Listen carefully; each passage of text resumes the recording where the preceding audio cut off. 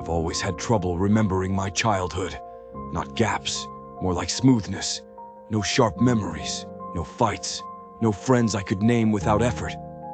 When people reminisced, I nodded and borrowed their stories. My wife used to say I was lucky. No baggage, no drama. I laughed along.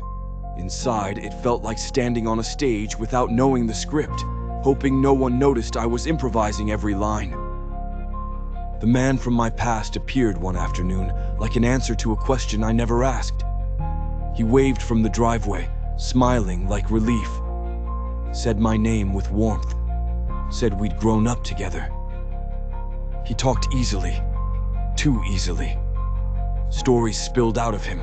School days, broken bones, late-night dares. I waited for recognition to click. It didn't. But shame filled the gap and convinced me it must be my fault. My wife remembered him too. It scared me more than anything. She remembered details I didn't. Said he'd been around back when I was younger, quieter, before I learned how to be normal. He started visiting often.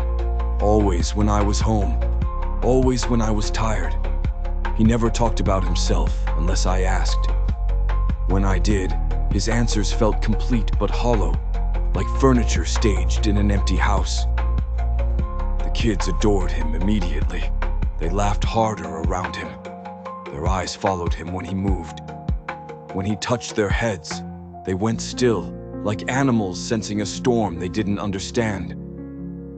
At night, I dreamed of classrooms with no faces, rows of desks filled with people shaped like people, smiling without mouths. I woke tasting copper, my jaw aching like I'd been grinding my teeth for hours. I tried to remember my first friend. A name surfaced, then dissolved. A face followed, melting like wax.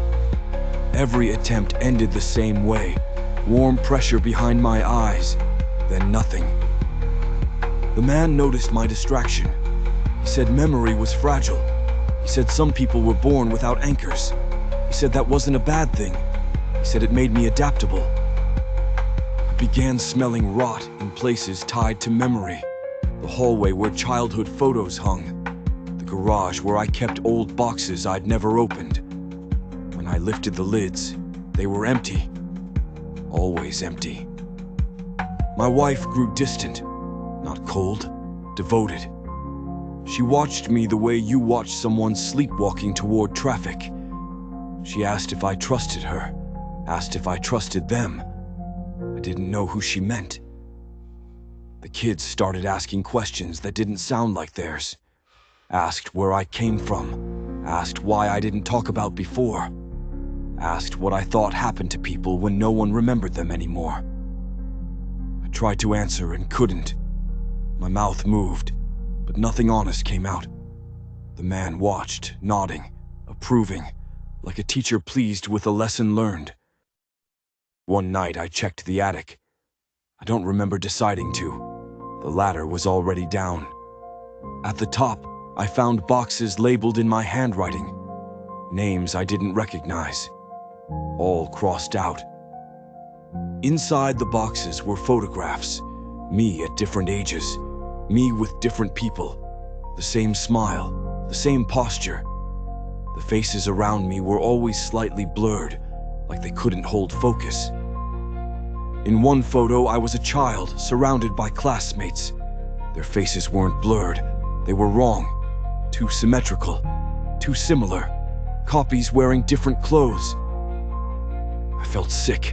The house creaked in response, like it had shifted its weight. Footsteps moved below me, slow and patient. The man stood at the bottom of the ladder. He asked if I was finally remembering. He said he'd worried I'd take longer this time. I asked him how long he'd known me. He tilted his head, said time was a human shortcut, said I'd always been here, said I'd never been anywhere else. The truth came gently, cruelly. He said I wasn't born, I was kept, that my emptiness wasn't damage, it was design, that every face I'd ever trusted was a mask worn by the same guiding hunger. Teachers, friends, lovers. Every connection nudged me toward comfort, toward stillness, toward surrender. My wife stepped forward then, her face softened, features loosening like clay. She apologized for lying so well, said affection was necessary, said souls resisted less when they felt loved. The kids didn't change. They didn't need to. They had never been children. They watched me with ancient patience, hands clasped, waiting for the last step. The man said my soul had matured beautifully, untouched by doubt, untethered by memory. He said I was the cleanest harvest they'd had in centuries. The house breathed in. I understand now why I never remembered growing up. I was never allowed to leave. And now that I finally know everyone I ever loved was never real, there is nothing left to hold me here but them. And that is enough.